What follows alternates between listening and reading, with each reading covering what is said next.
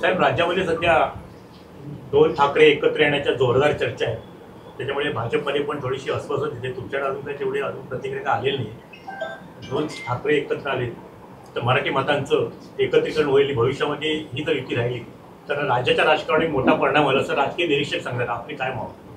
नाही, माझं तर स्पष्ट मत आहे, त्यांनी एकत्र यावं न यावं हा त्यांचा वैयक्तिक प्रश्न आहे. त्यांनी राजकीयदृष्ट्या एकत्र येण्याचा निर्णय काय अजून घेतला नाही माझ्या माहितीप्रमाणे. जे काही आता भाषांना घेऊन जे काही राजकारण चालू आहे ते मला तरी न पटण्यासारखं आहे. आमच्या सरकारने भूमिका स्पष्टपणे जाहीर केलेली आहे की मराठी ही भाषाच आपल्यासाठी प्राधान्य भाषा आहे.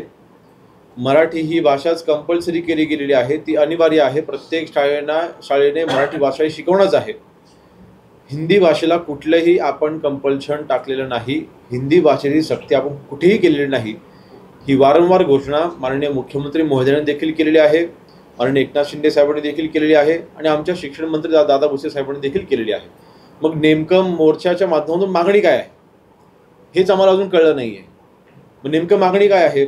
आता मला तरी आठवतं, आम्ही जेव्हा शाळेत होतो तर आम्हाला पण हिंदी शिकवलं गेलं होतं. आपण सर्व जे शिक्षण घेतलेलं आहात, आपण आपल्या सगळ्यांना हिंदी भाषा शिकवली होती की. मग नेमका तुमचा विरोध हा हिंदी भाषा असूच नाही असा आहे का? तुमचं नेमकं म्हणणं काय आहे ते तरी कळू देत ना. म्हणून मला वाटतं फक्त महानगरपालिकांच्या निवडणुकीच्या तोंडावरती हे भाषेला घेऊन केलं जाणारं राजकारण आहे. मुंबईमधल्या मराठी मतदारांना आकर्षित करण्यासाठी, त्यांना आम्ही मराठीसाठी काहीतरी करतोय हे दाखवण्यासाठी हे सगळं चाललं असं माझं तरी मत आहे. कारण एक स्पष्ट म्हणजे आपलं, मी आता यादीच ती वाचून दाखवतो.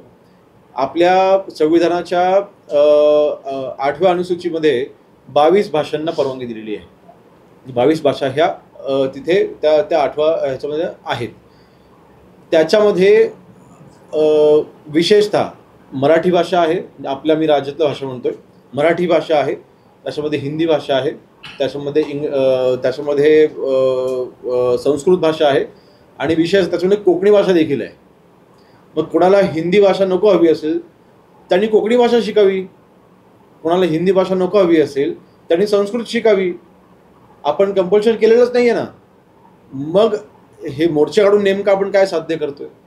हे फक्त चाललेलं राजकारण आहे. पहिली पण चौथीपर्यंत ती कंपल्शन 5वीपर्यंत केली आणि तुम्ही म्हणता याच्यात राजकारण आहे, पण तुमचे शिक्षण मंत्री राज ठाकरेंना वारंवार भेटायला जातात की मग मोर्चा नको, आपण त्याच्यात बदल करू. मग हे काय नेमकी? नाही, बदल करू असं कुठेही बदल करू म्हणजे बघा, पहिली गोष्ट त्यांची मागणी काय होती की हिंदी कंपल्सरी नसली पाहिजे. जी हिंदी कंपल्सरी नाही, हिंदीची सक्ती आपण केलेली नाही. हिंदीसोबत अन्य 20 भाषांचे पर्याय आपण दिलेले आहेत जे राज्यघटनेमध्ये आहेत, म्हणजे आपल्या संविधानामध्ये आहेत. ज्या 22 भाषा ह्या 8व्या अनुसूचीमध्ये आहेत त्याच्यामध्ये हे हिंदी भाषा आहे, मराठी भाषा आहे. त्याच्यामध्ये राज्यांनी आपला निर्णय घेतला की मराठी भाषा ही कंपल्सरी असेल 22 भाषांपैकी. सेकंड लँग्वेज ही इंग्रजी असेल. थर्ड लँग्वेज जी हिंदी आहे त्याला पर्याय आहेत ना अजून 19 भाषा. त्याच्यामध्ये कोकणी भाषा आहे ना.